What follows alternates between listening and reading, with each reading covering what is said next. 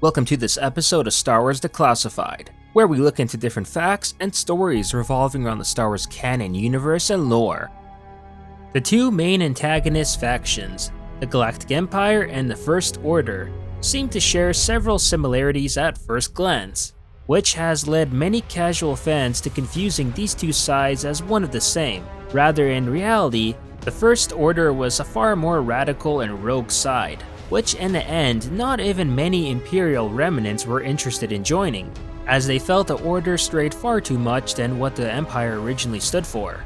In this episode, we'll examine both factions in more detail to uncover the main differences between the two.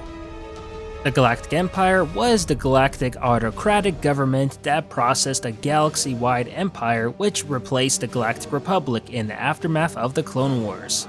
As the successor to the Galactic Republic, the Empire gained all territories and controlled by the Republic, as well as those whom were loyal to the Confederacy. The Empire feared no one and itself ran the galaxy through fear. While ultimately ruled by Sheev Palpatine, the Galactic Emperor, the Empire for 19 out of the 23 years of its existence had its very own Imperial Senate, which itself was the continuation of the Galactic Senate of the Republic. It consisted of hundreds of senators who represented the many worlds of the galaxy and was led by the Emperor. Shortly before the Battle of Yavin, the Senate was dissolved and replaced with the Imperial Ruling Council, which was a collective body of bureaucrats that constituted the uppermost tier of the Empire.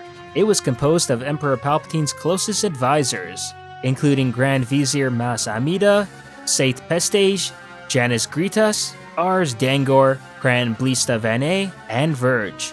The ruling council managed the daily affairs of the Empire, and its members wielded considerable powers. They had direct access to the Emperor, and all Moffs, generals, and admirals reported to them.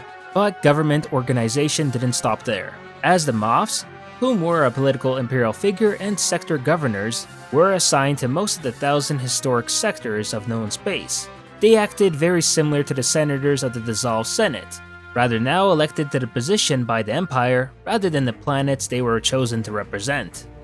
All imperial finances were dealt through the Finance Ministry, which was the government department of the Galactic Empire. Considering the Empire was the sole ruling government in charge of the entire galaxy, it was the most wealthiest faction in existence, even more so than the Galactic Republic.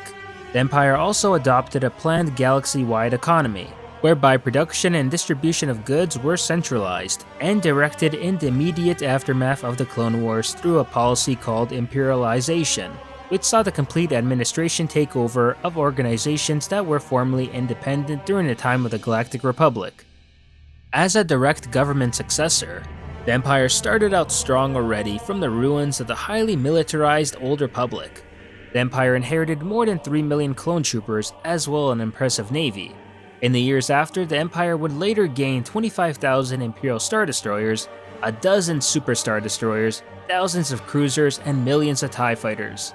It wasn't any different in regards to ground forces, in which the Imperials commanded perhaps the largest army in known galactic history, spanning a military of trillions of troops enlisted.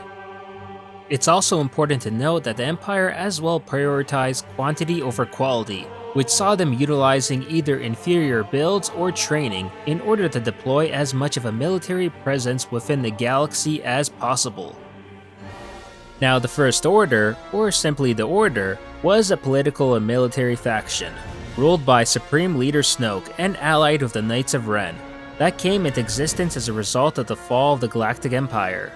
In contrast to the Empire, whom had its capital on Coruscant, the First Order was more of a mobile operation, and saw Snoke's Mega-class Star Destroyer, the Supremacy, as its headquarters. And while the Empire had free reign and control over the entire known galaxy, First Order was limited to operations only in the unknown regions, where they would stay hidden away for the majority of their existence, biding their time until they were ready to reveal themselves to the galaxy. Now, unlike the Empire, the First Order is less of an organized government and more of a rogue nation. From what has been seen in all of the canon material, the First Order doesn't seem to have any governmental body, or even any governmental aspirations. there's only 3 individuals in charge of things: the Supreme Leader Snoke, and 2 young impressionable guys who are warmongers themselves. All they know is revenge against the New Republic, and that is what is their main driving force. And contrary to the casual fans' belief, the First Order were not Imperials, with Star Wars expert and member of the Lucasfilm story group Pablo Hidalgo confirming this as well, stating that the First Order were in no way Imperial, as they would require an emperor of their own for that, which makes sense considering the Empire's Imperial March is never heard playing during any scenes of the First Order. In the area of finance, all the financial resources that the First Order held came from reserved leftovers by the Empire, along with wealthy benefactors hidden in the New Republic's Senate that secretly supported the First Order.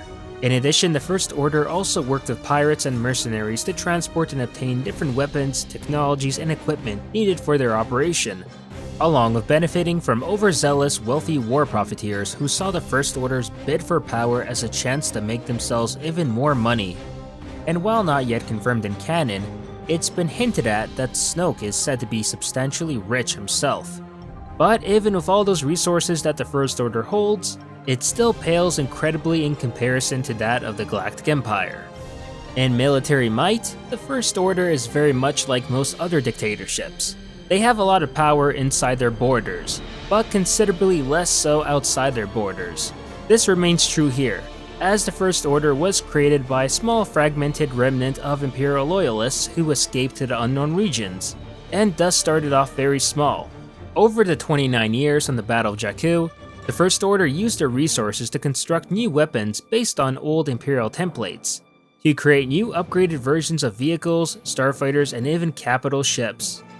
The First Order's fleet had about 70 capital ships confirmed, along with a Class 4 Siege Dreadnought and the Supremacy, a Mega Star Destroyer, which when compared to the number of Star Destroyers the Empire had alone, the fleet sizes are day and night. It should also be noted that while the First Order fleet was impressive, they were still wary of challenging the New Republic in open battle, who already had a weak fleet by Galactic Government standards due to greatly downsizing their military force, which is why the First Order wished to wait until their superweapon, Starkiller Base, was complete before initiating their invasion in order to lower their casualty rate. In terms of ground forces, based on canon sources, it's safe to estimate that the First Order had around 800,000 troopers at their disposal. While a very imposing number, it is barely even a fragment of the massive amount of stormtroopers the Empire had all over the galaxy, with just one Death Star holding over 1 million stormtroopers alone. It's safe to say that the First Order had a long way to go before getting anywhere close to the numbers of the Empire. And considering vast majority of the First Order troopers came as a result of kidnapped and brainwashed children, replenishing lost numbers or even increasing them in a short time frame would be impossible. In addition, recruitment to the First Order military, while possible, was also very limited, and only a small percentage of the entire First Order army was made up of recruits. In conclusion, the First Order is not the Empire. Rather, the First Order is something worse. It's all the military tendencies without the structure and order of its predecessor. The Empire was always like a standing regime, whereas the First Order comes off as a petulant copycat, lacking the focus of the Empire and built on pure hatred and revenge. While also far more weaker than the Empire and holding different political ideals and values, First Order is indeed more devious and potentially dangerous. And that'll do it for today. As always, if you enjoyed the video, please like it, share it, and subscribe to the channel to not only support it, but keep up with Star Wars news, gaming, and canon lore released every week. And consider following me on Twitter and Facebook to never miss out on the latest Star Wars related content. And if you still want to continue the conversation, then definitely join us on our official SYLO Discord channel. Thanks for watching, and may the Force be with you.